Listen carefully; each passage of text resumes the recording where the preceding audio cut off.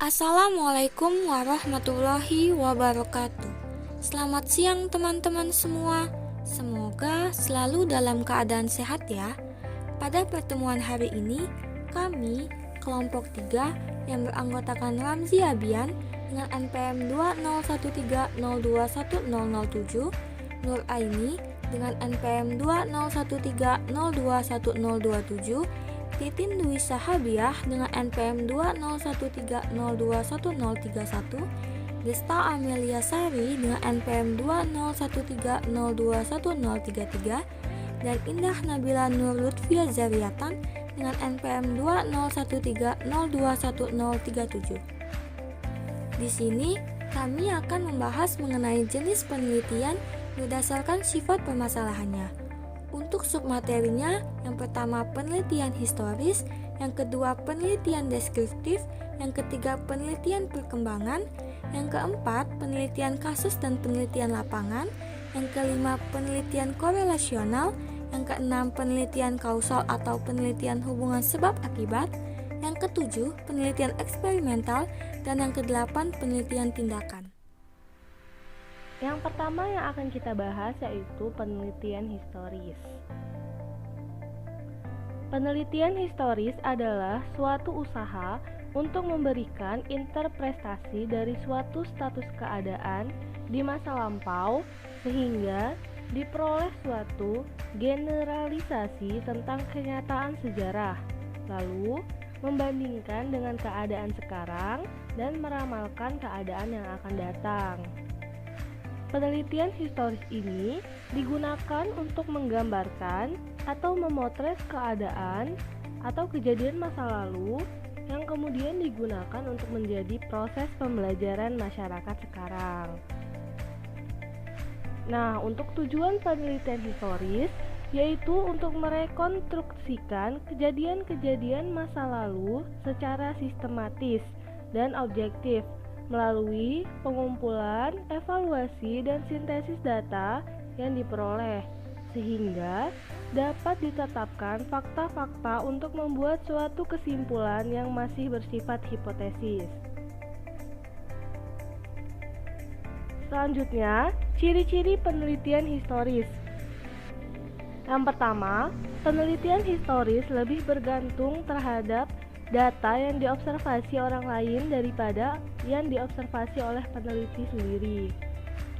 Data yang baik adalah data yang otentik, tepat, dan dari sumber-sumber yang penting. Kemudian, yang kedua, penelitian dilakukan dengan tertib, sistematis, objektif, dan tuntas. 3. Penelitian historis tergantung pada dua macam data, yaitu data primer dan data sekunder. Nah, data primer diperoleh dari sumber yang primer, yaitu si peneliti secara langsung melakukan observasi atas penyaksian kejadian-kejadian yang ditulis. Nah, sedangkan untuk yang data sekunder diperoleh dari sumber yang sekunder, yaitu peneliti melaporkan hasil observasi orang lain yang telah lepas dari kejadian aslinya. Kemudian yang keempat, yaitu untuk menentukan bobot data biasa dilakukan dua macam kritik, yaitu kritik eksternal dan kritik internal.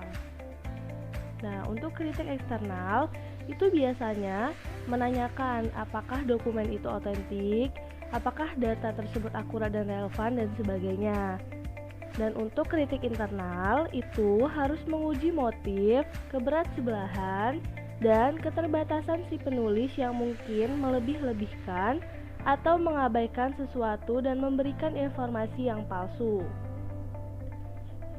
Dan yang terakhir, yaitu cara pendekatan historis adalah lebih tuntas, yaitu mencari informasi dari sumber yang lebih luas.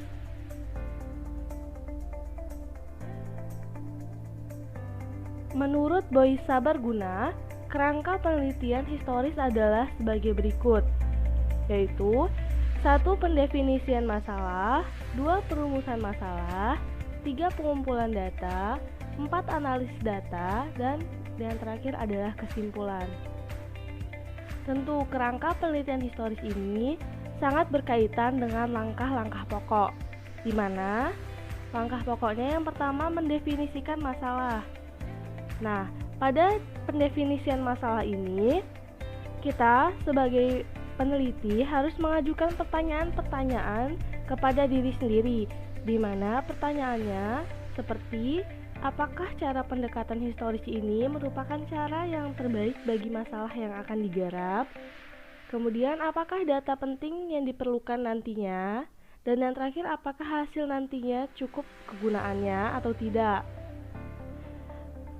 Kemudian, langkah yang selanjutnya adalah merumuskan tujuan penelitian. Nah, setelah merumuskan tujuan penelitian, jika mungkin, kita juga bisa merumuskan hipotesis yang akan memberi arah dan fokus bagi kegiatan penelitian. Kemudian, yang ketiga, mengumpulkan data. Kemudian data ini, seperti yang sudah dijelaskan sebelumnya, data yang digunakan yaitu primer dan sekunder. Kemudian yang keempat, yaitu evaluasi data.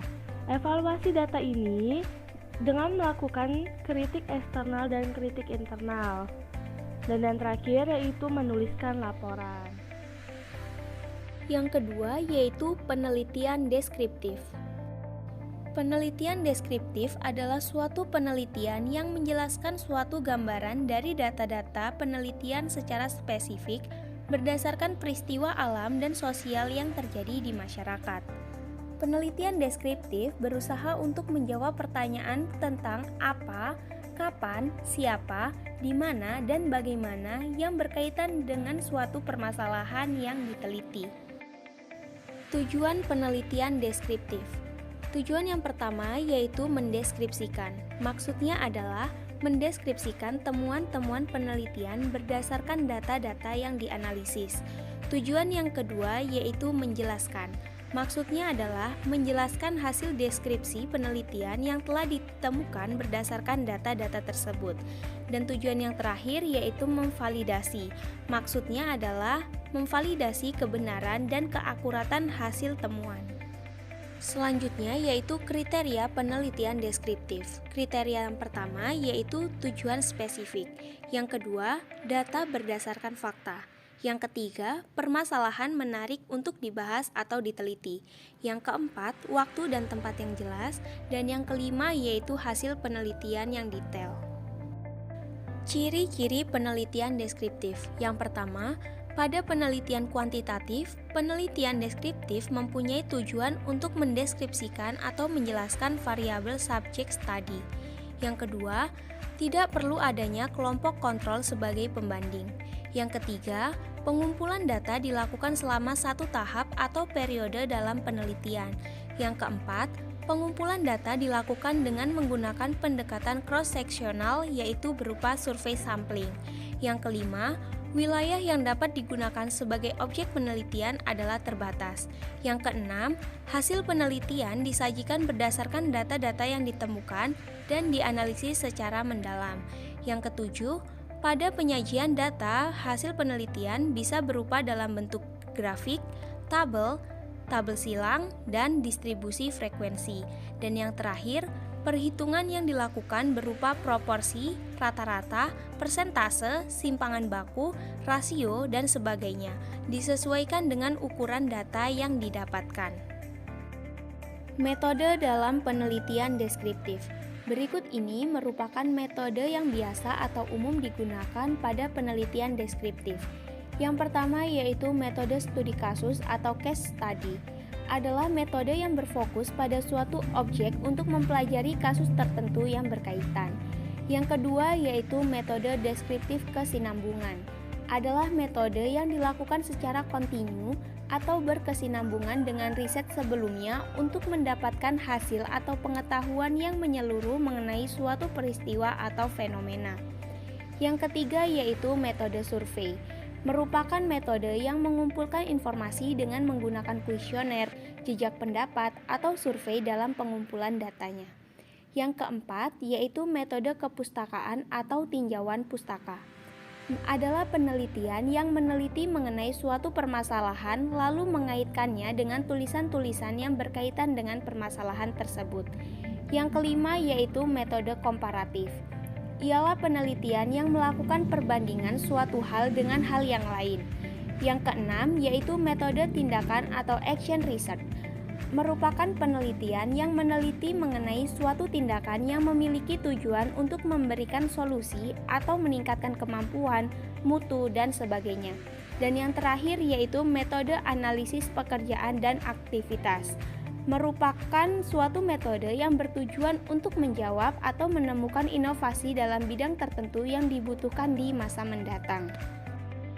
Jenis-jenis metode penelitian deskriptif. Yang pertama yaitu metode penelitian deskriptif kuantitatif. Adalah suatu riset kuantitatif yang bentuk deskripsinya dengan angka atau numerik atau statistik. Yang kedua yaitu metode penelitian deskriptif kualitatif. Adalah suatu riset kualitatif yang bentuk deskripsinya menggunakan fakta atau fenomena yang didapatkan dari data-data secara apa adanya. Yang ketiga yaitu metode penelitian deskriptif verifikatif. Adalah metode deskriptif yang bertujuan untuk mendeskripsikan suatu permasalahan secara aktual, sistematik, dan akurat mengenai temuan fakta-fakta di lapangan. Yang keempat yaitu metode penelitian deskriptif korelasional. Adalah suatu riset yang mempunyai tujuan untuk mengumpulkan informasi-informasi mengenai status hubungan dari variabel-variabel yang diuji. Dan yang kelima yaitu metode penelitian deskriptif analitik. Adalah metode yang berfungsi untuk mendapatkan data-data secara mendalam. Selanjutnya yaitu kelebihan dan kekurangan dari penelitian deskriptif. Kelebihan yang pertama yaitu dapat menganalisis topik atau isu yang jarang, sulit, dan menyimpang terjadi di masyarakat. Yang kedua, dapat melakukan pengamatan dalam kondisi sosial yang alami dan apa adanya. Yang ketiga, tidak banyak memakan waktu seperti penelitian kuantitatif. Yang keempat, mempunyai potensi untuk menggabungkan antara penelitian kuantitatif dengan kualitatif. Sedangkan untuk kekurangan atau kelemahannya yang pertama yaitu tidak bisa menghasilkan temuan yang signifikan secara statistik. Yang kedua, riskan atau rentan dengan opini subjektif, sehingga hasilnya menjadi bias. Yang ketiga, yaitu tidak bisa menjelaskan penyebab di balik fenomena tersebut. Dan yang terakhir, bersifat kontekstual dan observasional, sehingga sulit diverifikasi. Yang ketiga, yaitu penelitian pengembangan. Penelitian dan pengembangan atau research and development yang kemudian disingkat menjadi R&D adalah suatu proses kajian sistematik untuk mengembangkan dan memvalidasi produk yang digunakan dalam pendidikan. Produk yang dikembangkan atau dihasilkan antara lain berupa bahan pelatihan untuk guru, materi ajar, media pembelajaran, soal-soal, dan sistem pengelolaan dalam pembelajaran. Ciri-ciri penelitian pengembangan. Yang pertama, studying research finding pertinent to be product to be developed. Artinya, melakukan studi atau penelitian awal untuk mencari temuan-temuan penelitian terkait dengan produk yang akan dikembangkan. Yang kedua yaitu developing the product based on the findings. Artinya, mengembangkan produk berdasarkan temuan penelitian tersebut. Yang ketiga yaitu field testing in the setting where it will be used eventually. Artinya, dilakukannya uji lapangan dalam setting atau situasi senyatanya di mana produk tersebut nantinya digunakan. Dan yang terakhir yaitu revising it to correct the deficiencies found in the field testing stage. Artinya, melakukan revisi untuk memperbaiki kelemahan-kelemahan yang ditemukan dalam tahap-tahap uji lapangan. Metode yang digunakan dalam penelitian pengembangan yang pertama yaitu metode penelitian deskriptif. Digunakan dalam penelitian awal untuk menghimpun data tentang kondisi yang ada, seperti kondisi produk sebelumnya, kondisi pihak pengguna, dan kondisi faktor-faktor pendukung dan penghambat pengembangan dan penggunaan dari produk yang akan dihasilkan. Metode yang kedua yaitu metode evaluatif. Digunakan untuk mengevaluasi proses uji coba pengembangan suatu produk. Dan metode yang ketiga yaitu metode eksperimen. Digunakan untuk menguji keampuhan dari produk yang dihasilkan. Karakteristik penelitian pengembangan. Yang pertama, Masalah yang ingin dipecahkan adalah masalah nyata yang berkaitan dengan upaya inovatif atau penerapan teknologi dalam pembelajaran sebagai pertanggungjawaban profesional dan komitmennya terhadap pemerolehan kualitas pembelajaran. Yang kedua, pengembangan model, pendekatan dan metode pembelajaran serta media belajar yang menunjang keefektifan pencapaian kompetensi siswa. Yang ketiga, proses pengembangan produk, validasi yang dilakukan melalui uji ahli dan uji coba lapangan secara terbatas perlu dilakukan sehingga produk yang dihasilkan bermanfaat untuk peningkatan kualitas pembelajaran. Yang keempat yaitu proses pengembangan model, pendekatan, modul, metode, dan media pembelajaran perlu didokumentasikan secara rapi dan dilaporkan secara sistematis. Langkah-langkah penelitian pengembangan. Yang pertama yaitu adanya potensi masalah. Yang kedua yaitu melakukan studi literatur. Studi literatur merupakan salah satu komponen penting dalam melakukan penelitian, yaitu menentukan teori apakah yang akan digunakan untuk mengeksplorasi rumusan masalah. Yang ketiga yaitu desain produk. Yang keempat yaitu validasi desain. Validasi desain merupakan proses kegiatan untuk menilai rancangan produk. Dalam hal ini, sistem kerja baru secara rasional akan lebih efektif dari yang lama atau tidak. Yang kelima yaitu perbaikan desain. Setelah desain produk divalidasi melalui diskusi dengan pakar dan para ahlinya, maka akan dapat diketahui kelemahannya. Yang keenam yaitu uji coba produk. Dan yang ketujuh yaitu revisi produk. Pengujian produk pada sampel yang terbatas menunjukkan bahwa kinerja sistem kerja baru ternyata yang lebih baik dari sistem yang lama. Kemudian yang terakhir yaitu melakukan uji coba pemakaian. Kelebihan dan kekurangan dari penelitian pengembangan. Kelebihan yang pertama yaitu mampu menghasilkan suatu produk atau model yang memiliki nilai validasi tinggi. Yang kedua, akan selalu mendorong proses inovasi produk atau model yang tiada henti atau memiliki kesinambungan yang cukup baik. Yang ketiga, pendekatan R&D merupakan penghubung antara penelitian yang bersifat teoritis dengan penelitian yang bersifat praktis.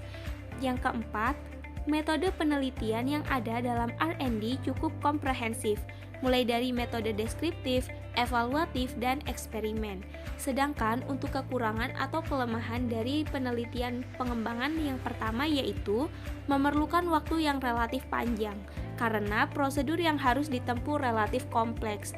Yang kedua, pendekatan R&D dapat dikatakan sebagai penelitian here and now, atau jika sudah tidak aktual dan kekinian, maka penelitian pengembangan yang ada sekarang akan tergantikan oleh penelitian yang baru atau hanya memiliki satu kali eksistensi. Dan yang terakhir yaitu tidak mampu digeneralisasikan secara utuh, karena pada dasarnya penelitian pengembangan atau R&D pemodelannya pada sampel bukan pada populasi. Selanjutnya yaitu penelitian kasus dan penelitian lapangan.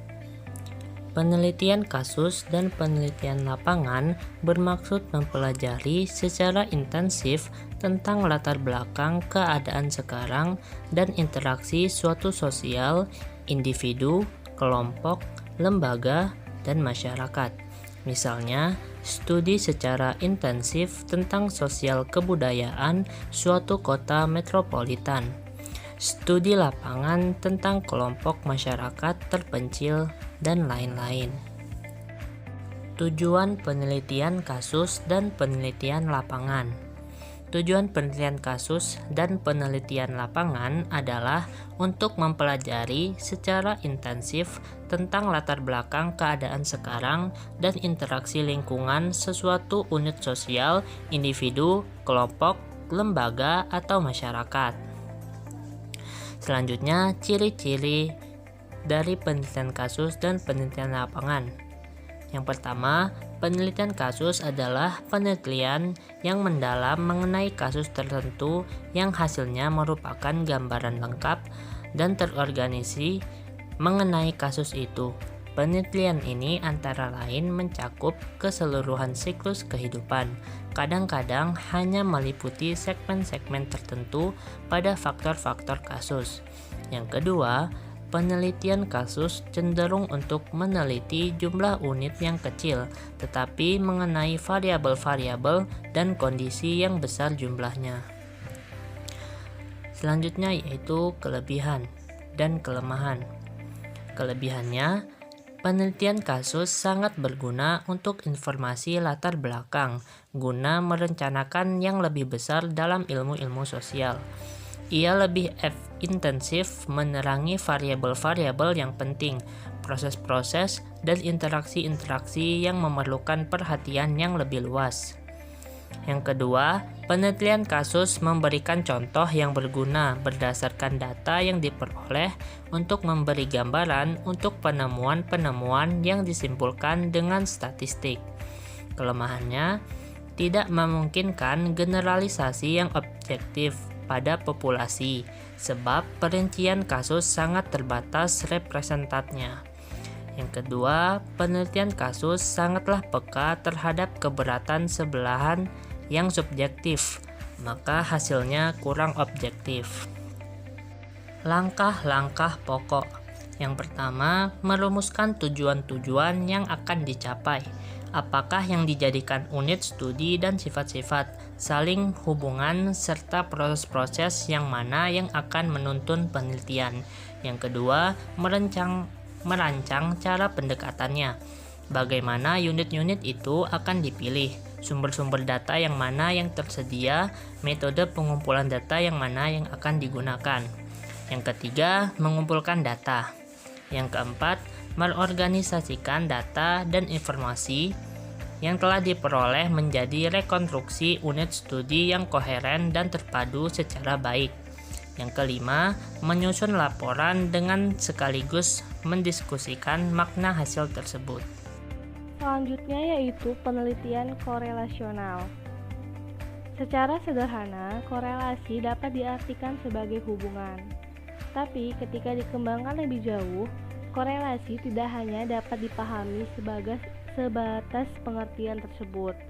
Korelasi merupakan salah satu teknik analisis data statistik yang digunakan untuk mencari hubungan antara dua variabel atau lebih yang bersifat kuantitatif. Penelitian korelasional menjelaskan keterkaitan atau hubungan antara dua variabel atau lebih, tetapi tidak bisa memberikan bukti untuk menjelaskan variabel mana yang merupakan penyebab dan yang mana yang menjadi akibat.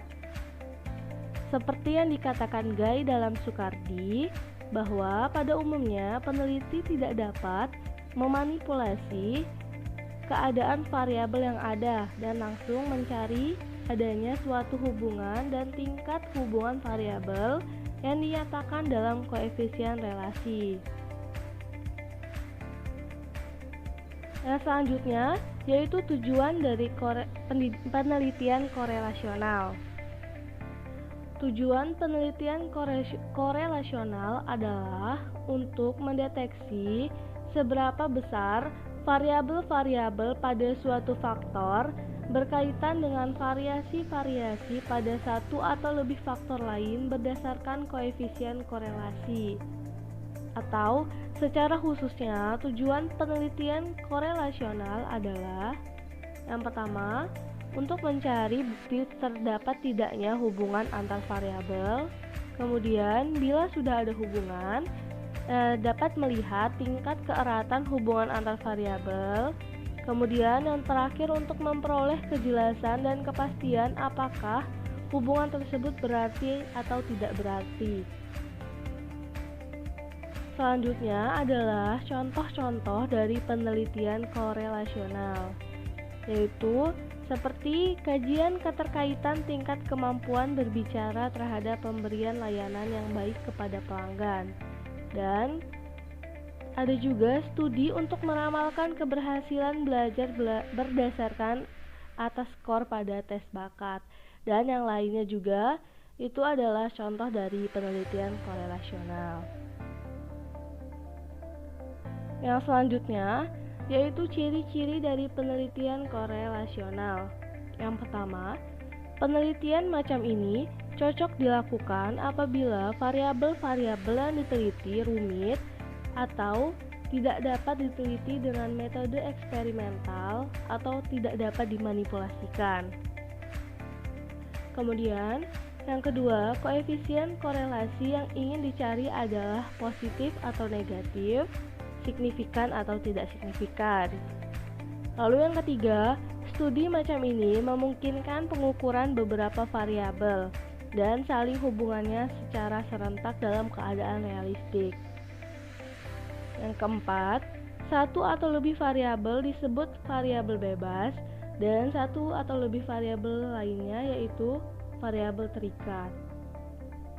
Yang kelima, apa yang diperoleh dalam penelitian adalah kadar hubungan, bukan ada atau tidak adanya pengaruh di antara variabel yang diteliti, terkecuali apabila menggunakan teknik analisis yang lebih kompleks sehingga dapat dicari pengaruh dari antar variabel yang diteliti. Kemudian, yang terakhir yaitu penelitian korelasional mengandung kelemahan-kelemahan, di mana kelemahan ini salah satunya adalah jika dibandingkan dengan penelitian eksperimental, penelitian korelasional ini kurang tertib dan kurang ketat karena kurang melakukan kontrol terhadap variabel-variabel bebas. Kemudian, langkah-langkah pokok.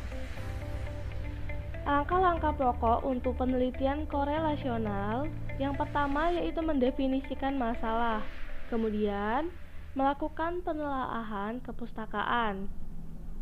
Lalu dilanjutkan dengan merancangkan cara pendekatannya, di mana untuk merancangkan cara pendekatannya ini dapat dilakukan dengan cara yaitu mengidentifikasi variabel-variabel yang relevan, kemudian menentukan subjeknya dengan sebaik-baiknya. Lalu, pilih atau susun alat pengukuran cocok, kemudian pilih metode korelasional yang cocok untuk masalah yang sedang digarap. Nah, kemudian yang keempat, mengumpulkan data. 5. Analisis data yang telah dikumpulkan dan buat interpretasinya. Dan yang terakhir yaitu tuliskan laporan. Lalu yang selanjutnya yaitu macam-macam penelitian korelasional. Yang pertama yaitu penelitian hubungan. Penelitian hubungan digunakan untuk menyelidiki hubungan antara hasil pengukuran terhadap dua variabel yang berbeda dalam waktu yang sama. Penelitian ini bertujuan untuk menentukan tingkat atau derajat hubungan antara sepasang variabel.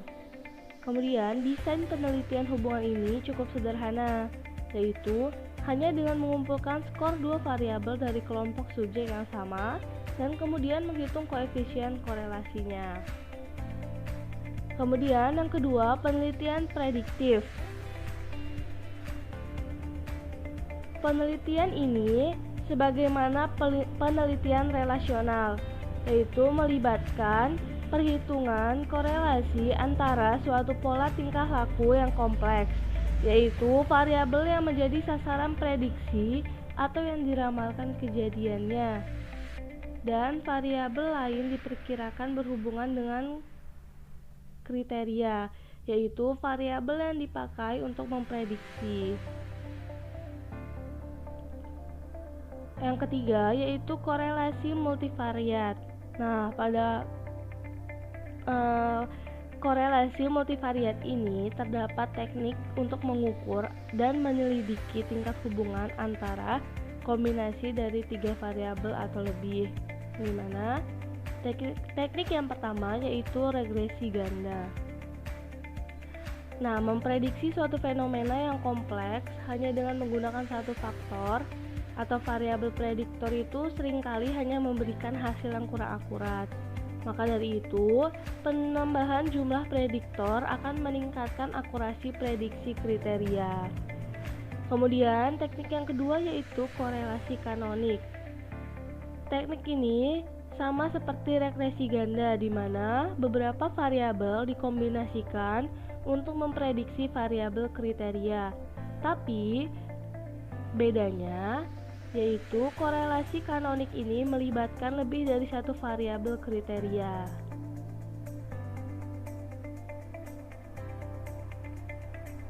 Selanjutnya yaitu kelebihan dan kelemahan penelitian korelasional. Untuk kelebihannya, yang pertama, kemampuannya untuk menyelidiki hubungan antara beberapa variabel secara bersamaan. Yang kedua, penelitian korelasional dapat memberikan informasi tentang derajat hubungan antara variabel-variabel yang diteliti. Kemudian yang ketiga, penelitian korelasional juga memungkinkan untuk menyelidiki beberapa variabel untuk diselidiki secara intensif dan penelitian. Kemudian, yang terakhir, dapat melakukan analisis prediksi tanpa memerlukan sampel yang besar. Setelah kelebihan tadi, tentu ada kelemahan dari penelitian korelasional, antara lain yaitu hasilnya hanya mengidentifikasi apa yang sejalan dengan apa, tidak mesti menunjukkan saling hubungan yang bersifat kausal. Kemudian, jika dibandingkan dengan penelitian eksperimental, penelitian korelasional ini kurang tertib dan kurang ketat.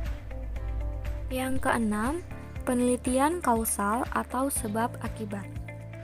Penelitian kausal atau sebab akibat adalah penelitian yang dilakukan untuk mengidentifikasi tingkat dan sifat hubungan sebab akibat. Penelitian kausal dapat dilakukan untuk menilai dampak dari perubahan spesifik pada norma yang ada, berbagai proses, dan lain-lain. Ciri-ciri penelitian kausal: yang pertama, memahami variabel mana yang menjadi penyebabnya dan variabel mana yang pengaruhnya. Misalnya, katakanlah pemerintah ingin mengurangi kecelakaan mobil di jalan raya. Mereka mungkin menemukan melalui penelitian deskriptif dan eksplorasi awal bahwa kecelakaan dan kemarahan di jalan raya terus meningkat selama 5 tahun terakhir. Alih-alih secara otomatis mengasumsikan bahwa kemarahan di jalan raya adalah penyebab kecelakaan-kecelakaan ini, penting untuk mengukur apakah yang sebaliknya bisa benar. Mungkin kemarahan di jalan raya meningkat lebih banyak kecelakaan karena penutupan jalur dan peningkatan lalu lintas. Bisa juga karena pepatah lama yaitu korelasi tidak menjamin penyebab. Mungkin keduanya meningkat karena alasan lain seperti konstruksi, kurangnya kontrol lalu lintas yang tepat, atau masuknya driver baru. Dan yang kedua yaitu menentukan sifat hubungan antara variabel kausal dan efek yang diprediksi. Melanjutkan dengan contoh di atas, katakanlah pemerintah membuktikan bahwa kemarahan di jalan raya semakin meningkat jumlah kecelakaan mobil di daerah tersebut. Penelitian kausal dapat digunakan untuk dua hal. Yang pertama, mengukur signifikansi efeknya seperti menghitung persentase peningkatan kecelakaan yang dapat dikontribusikan oleh kemarahan di jalan raya. Dan yang kedua, mengamati bagaimana hubungan antara variabel bekerja, yaitu driver yang marah cenderung banyak mengambil resiko atau menghasilkan lebih banyak kecelakaan. Ada 3 komponen penting dalam penelitian sebab akibat. Yang pertama yaitu urutan sementara. Urutan sementara ini harus terjadi sebelum efek. Misalnya, tidak akan pantas untuk mengkredit kenaikan penjualan untuk upaya rebranding jika kenaikan telah dimulai sebelum rebranding. Yang kedua, variasi yang bersamaan. Variasi harus sistematis antara dua variabel. Misalnya, jika perusahaan tidak mengubah pelatihan karyawan dan praktik pengembangannya, maka perubahan dalam kepuasan pelanggan tidak dapat disebabkan oleh pelatihan dan pengembangan karyawan. Dan yang ketiga, asosiasi tidak palsu. Setiap kovariotan antara sebab dan akibat harus benar dan bukan hanya karena variabel lain. Dengan kata lain, seharusnya tidak ada faktor sepertiga yang terkait dengan keduanya, menyebabkan serta efek. Kelebihan dan kekurangan penelitian kausal. Penelitian kausal memiliki beberapa keunggulan, diantaranya yaitu Yang pertama, studi kausal dapat memainkan peran penting dalam hal mengidentifikasi alasan di balik berbagai proses serta menilai dampak perubahan pada norma yang ada, proses, dan lain-lain. Yang kedua, studi kausal biasanya menawarkan keuntungan replikasi jika diperlukan. Dan yang ketiga, jenis studi ini dikaitkan dengan tingkat validitas internal yang lebih besar karena pemilihan mata pelajaran yang sistematis. Sedangkan penelitian kausal memiliki juga beberapa kekurangan, diantaranya yaitu yang pertama, kebetulan dalam suatu peristiwa dapat dianggap sebagai hubungan sebab dan akibat. Yang kedua, mungkin sulit untuk mencapai kesimpulan yang tepat berdasarkan temuan penelitian kausal. Hal ini disebabkan dampak berbagai faktor dan variabel di lingkungan sosial. Dan yang ketiga, pada kasus-kasus tertentu, sementara korelasi antara dua variabel dapat ditetapkan secara efektif, mengidentifikasi variabel mana yang merupakan penyebab dan mana yang merupakan dampaknya, sehingga dapat menjadi tugas yang sulit untuk diselesaikan. Contoh-contoh penelitian kausal. Yang pertama, pengaruh media sosial pada persepsi informasi. Yang kedua, bagaimana jejaring sosial mempengaruhi keselamatan pribadi. Yang ketiga, pengaruh media sosial pada persepsi informasi. Yang keempat, efek konstruksi pada gempa bumi. Yang kelima, analisis sebab akibat dari pabrik kimia di Cina dan perubahan lingkungan baru-baru ini. Yang keenam, efek kesehatan dari taman alam. Yang ketujuh, bagaimana globalisasi mempengaruhi pasar tenaga kerja di Amerika. Yang kedelapan, tantangan dan pengaruh pembelajaran jarak jauh. Yang kesembilan, dampak stres pada mahasiswa. Yang kesepuluh, bekerja dan belajar pada saat yang sama memiliki efek negatif pada kesehatan siswa. Yang ke-11, putus sekolah. Ini merupakan analisis sebab dan akibat. Yang ke-12, dampak kekerasan dalam rumah tangga pada anak-anak. Yang ke-13, hubungan dalam kemiskinan. Ini merupakan analisis sosial budaya. Yang ke-14, dampak olahraga dalam kehidupan anak muda. Dan yang ke-15, alasan PTSD di antara veteran Amerika Serikat dan efek terapi yang ditawarkan. Cara membuat penelitian kausal atau sebab akibat. Ada dua metode penelitian untuk mengeksplorasi hubungan sebab akibat antara variabel. Yang pertama yaitu eksperimen. Eksperimen biasanya dilakukan di laboratorium di mana banyak atau semua aspek percobaan dapat dikontrol dengan ketat untuk menghindari hasil palsu karena faktor-faktor selain dari faktor penyebab yang dihipotesiskan. Banyak penelitian dalam fisika misalnya menggunakan pendekatan ini atau percobaan lapangan dapat dilakukan seperti dengan studi medis di mana subjek mungkin memiliki banyak atribut yang tidak dapat dikontrol tetapi di mana setidaknya variabel kunci penyebab hipotesis dapat bervariasi dan beberapa atribut asing setidaknya dapat diukur. Eksperimen lapangan juga kadang-kadang digunakan dalam ekonomi, seperti ketika dua kelompok penerima kesejahteraan yang berbeda diberi dua set insentif atau peluang alternatif untuk mendapatkan penghasilan dan efek yang dihasilkan pada pasokan tenaga kerja mereka diselidiki. Dan yang kedua yaitu penelitian statistik. Di bidang-bidang seperti ekonomi, sebagian besar penelitian empiris dilakukan pada data yang sudah ada sebelumnya, sering dikumpulkan secara teratur oleh pemerintah. Regresi berganda adalah sekelompok teknik statistik terkait yang mengendalikan upaya untuk menghindari pengaruh palsu dari berbagai korelasi selain yang sedang dipelajari. Jika data menunjukkan variasi yang cukup dalam variabel penjelas hipotesis yang dihipotesiskan, korelasinya jika dengan variabel yang berpotensi dipengaruhi dapat diukur, namun ini tidak menyiratkan hubungan kausal. Penelitian kausal harus dipandang sebagai penelitian eksperimental karena tujuan dari penelitian ini adalah untuk membuktikan hubungan sebab dan akibat. Terdapat 3 kondisi utama tentang eksperimen kausal. Yang pertama, hubungan sebab dan akibat akan dibuktikan atau disangka oleh eksperimen. Tentu saja ini mungkin terlihat seperti tidak masuk akal, tetapi jika kita tidak memastikan rencana penelitian kita secara langsung yang mengikat ke dalam tujuan penelitian, hasil akhir dari penelitian kita akan sia-sia. Untuk memastikan penelitian kita akan memiliki hasil dengan satu atau cara lain, amati lingkungan normal kita dan kemudian tingkatkan frekuensi atau kekuatan variabel penyebab. Yang kedua, mengidentifikasi variabel independen dan dependen. Kita dengan jelas mengidentifikasi variabel mana yang sedang diuji sebagai independen atau menyebabkan efek dan yang sedang diuji sebagai dependen atau yang sedang dipengaruhi. Karena itu, penting untuk kita mengidentifikasi mana yang akan diuji sebelum percobaan.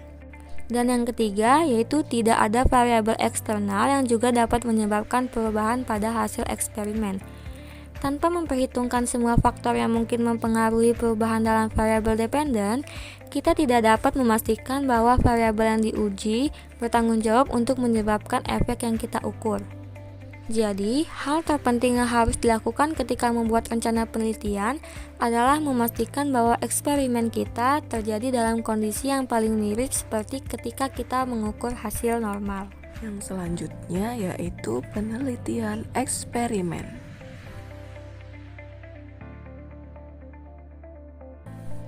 Yang pertama yaitu pengertian.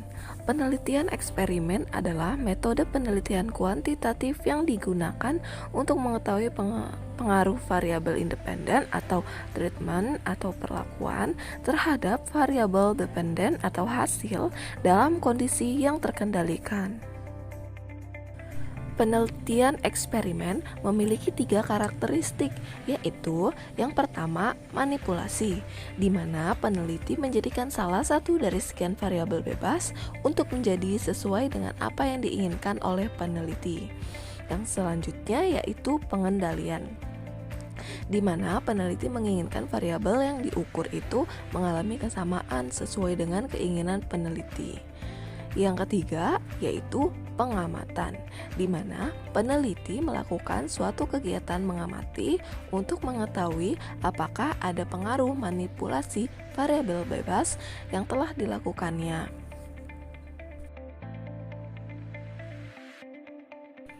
Suatu eksperimen dikatakan valid jika hasil yang diperoleh hanya disebabkan oleh variabel bebas yang dimanipulasi, sehingga ada 2 kondisi yang harus diterima, yaitu faktor internal dan eksternal. Yang pertama ada validitas internal. Nah, di validitas internal ini terdapat 8 ancaman utama, yaitu yang pertama historis, di mana munculnya suatu kejadian yang bukan bagian dari perlakuan dalam eksperimen yang dilakukan. Selanjutnya ada maturasi, di mana terjadi perubahan fisik atau mental peneliti atau objek yang diteliti.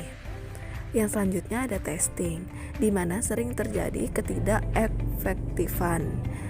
Selanjutnya instrumentasi, yaitu sering muncul karena kurang konsistennya instrumen pengukuran. Yang selanjutnya ada regresi statistik, di mana hal ini sering muncul bila dipilih berdasarkan dan mengacu pada kecenderungan yang subjektif. Selanjutnya seleksi subjek yang berbeda, di mana biasanya muncul bila kelompok yang digunakan dan mengacu pada fakta bahwa kelompok tersebut mungkin berbeda sebelum kegiatan penelitian dimulai. Yang selanjutnya ada mortalitas, di mana sering terjadi bahwa subjek yang terkadang drop out dari lingkungan penelitian. Yang terakhir yaitu interaksi seleksi maturasi, di mana satu kelompok akan termaturasi dengan hasil kelompok lain tanpa melalui perlakuan.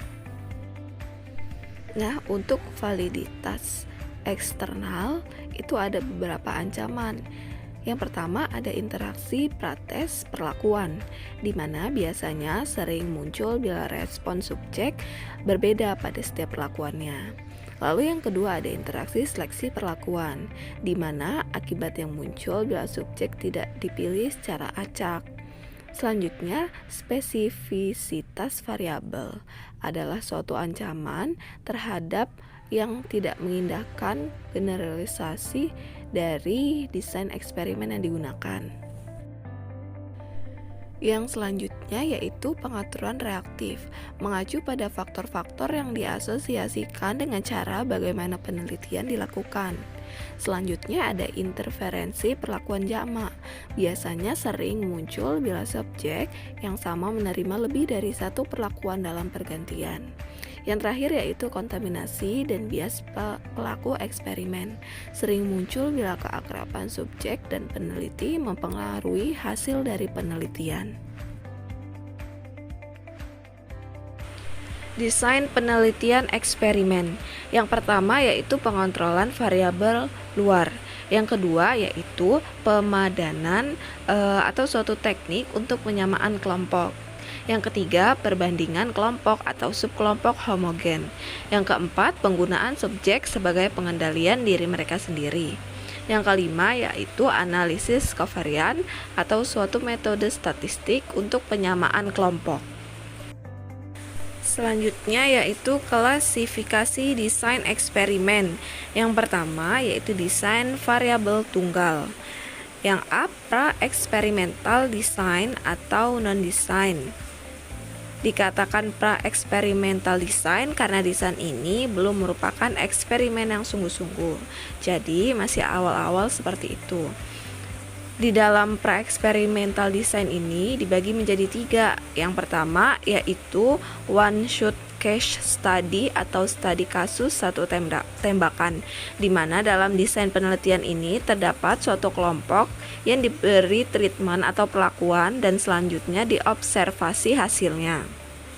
Yang kedua yaitu one group pre-test post-test design atau satu kelompok pra-test dan post-test. Pada desain ini terdapat pretest sebelum diberi perlakuan dan juga post-test setelah diberi perlakuan. Yang terakhir ada intake group comparison. Pada desain ini terdapat satu kelompok yang digunakan untuk penelitian. Yang B yaitu true experimental design. Dikatakan true experimental design atau eksperimen yang sebenarnya atau sebetul-betulnya karena dalam desain ini peneliti dapat mengontrol semua variabel luar yang mempengaruhi jalannya eksperimen. Untuk true experimental design ini terbagi menjadi 3. Yang pertama yaitu post-test only control design. Dalam desain ini terdapat 2 kelompok yang masing-masing dipilih secara random. Kelompok pertama diberi perlakuan dan kelompok yang lain tidak diberi perlakuan. Lalu yang kedua ada pretest, post-test, control group design.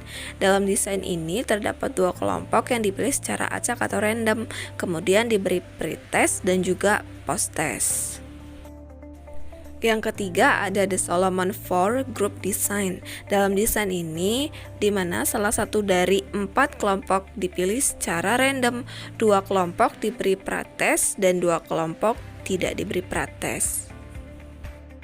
Bagian yang C yaitu quasi experimental design. Bentuk desain eksperimen ini merupakan pengembangan dari true experimental design. Dalam quasi experimental design ini terbagi menjadi 3, yaitu yang pertama time series design. Dalam desain ini kelompok yang digunakan untuk penelitian tidak dapat dipilih secara random.